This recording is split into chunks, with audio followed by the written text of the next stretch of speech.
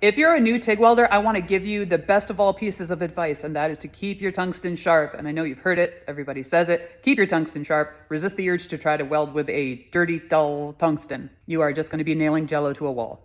Keep your tungsten sharp, and it takes a lot of time to take it out of your electrode holder over to a sander or a bench vise or a tungsten sharpener, sharpen it, and then go back, especially when you're learning and you think you're understanding the arc and you think you're understanding the current and how everything is going, then suddenly you dip your tungsten and it's not sharp anymore and you got to go sharpen it, then like reset and go back to what you were doing. So don't do that. Let me show you what I did.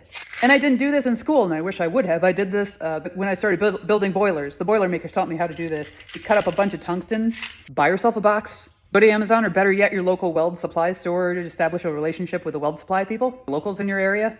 Buy a whole box of tungsten. They're not that expensive, like a box. Cut them in halves or thirds. I'll show you how to do that. Sharpen them and put them in a tin and keep this by your work site. That way, when you dull a tungsten and you get really frustrated, you can just loosen the end cap, pull it out, put one of these back in, and go back to welding. True, that means you're going to spend like an hour resharpening these someday, but at least you're not having a whole bunch of downtime while you're actively trying to learn, because there's a lot of stuff to think about when you're learning how to TIG weld. So don't make sharpening your tungsten like a third of the time that you're doing that. Never weld with a dull tungsten. Don't attempt it. Like, once you get good, there's a lot of stuff that you can fudge. But when you are first learning, don't even try.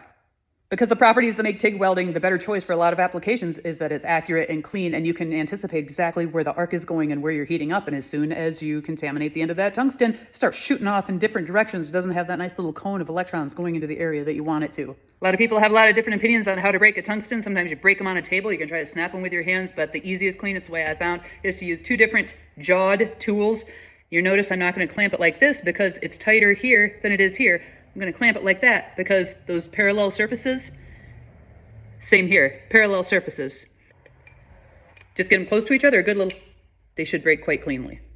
Then you sharpen it at like a 30-degree angle, depending on the usage, but 30 degrees is what you aim for. And you can start the rough shape of that angle, spinning it this direction, but you want to be going parallel with the electrode when you put the finishing tooling marks on it, so the electrons are shooting off the end of your electrode, not turbulating around as they're shooting off.